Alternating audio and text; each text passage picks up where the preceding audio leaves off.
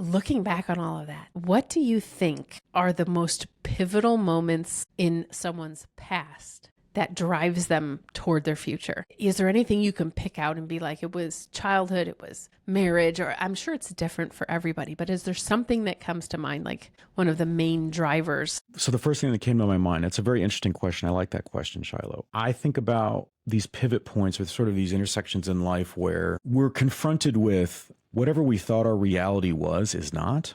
Like in childhood, a child might have one day realize they go to a friend's or they see some interaction between a friend and that friend's parents or something like that. And it says something to them non-verbally that, okay, my family's not normal. Like we're not healthy as a family, or like what I've been feeling sort of maybe that I couldn't put words to is like mom and dad don't like each other, right? So these moments where we're going along and something stops us and says, you know, there are different like paths or realities. It could be in a career, right? You could be sort of humming along in your career. You've done everything that you're supposed to have done. You've climbed the ladder. You've done everything. And you happen to meet someone, let's say it could be at a conference, who introduces you to maybe it's in their hometown. Like my husband or wife, you know, they just came by to say hi. And they say one thing about, you know, what do you do? And there's something about the way they say it. And you go, I can't honestly say that about the work that I do. And I can't go back, right? I'm returning the car at the rental car at the airport, and I can't go back over those spikes.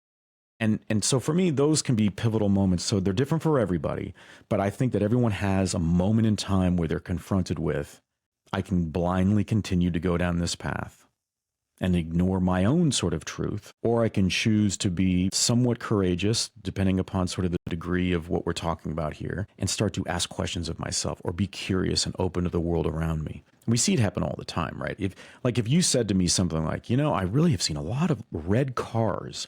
I promise you, I'll be driving the next few days and my eye will spot red cars out of the slew of cars I'm seeing on the road. Yes. Right? I mean, there's this something in us that does that. So yeah, I think those are the moments when we say, or it could be like you said, in marriage, it could be any number of ways. It could be when you're an adult and you're trying to be there for your kid, but you're just as wounded as the kid. And you're like, but I can't, where can I go? Where's my outlet?